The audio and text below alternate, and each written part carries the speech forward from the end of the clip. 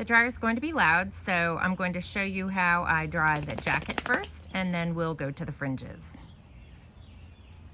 Oh, I use a Schönbau from Amazon, about 150 bucks or less, and I like it just fine. Okay. I use both heat and air. There we go.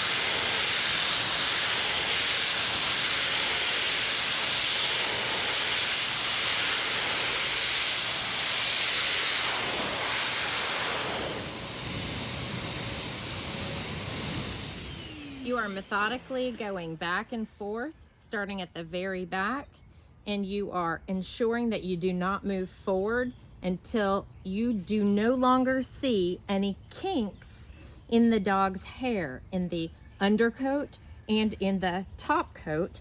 So you are ensuring it is completely, utterly dry before you move forward. So back and forth in this motion, and it can be tedious, but you're going to do it anyway.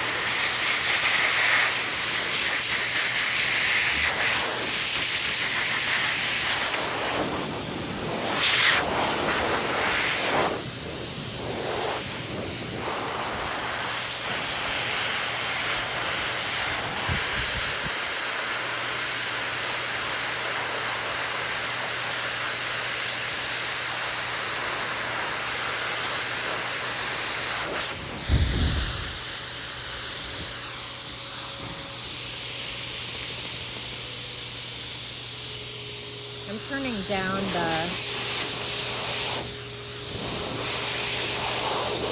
I don't know if you can hear that.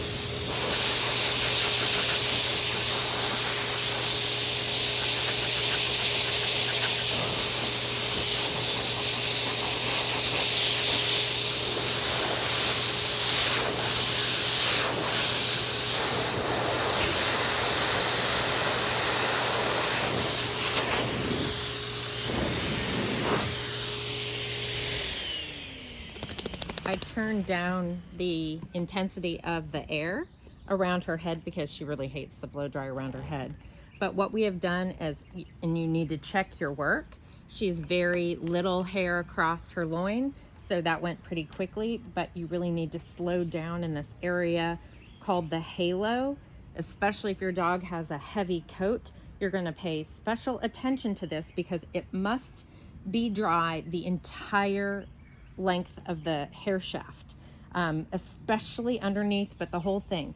So you'll start to be able to identify the tiny little kinks in the hair shaft, and those have to be completely straight before you move forward. So continue to check your work, and once you're satisfied that you are dry from the top of the head all the way down to the top of the tail, then we're going to move in quadrants. So we're going to start here with this upper quadrant. And you may have seen that I chose to do this shoulder area as part of the jacket. That's fine if you want to, or you could include it here. And one thing I have completely forgotten, and I must now include, is what products we're going to use before we blow dry, and which I forgot.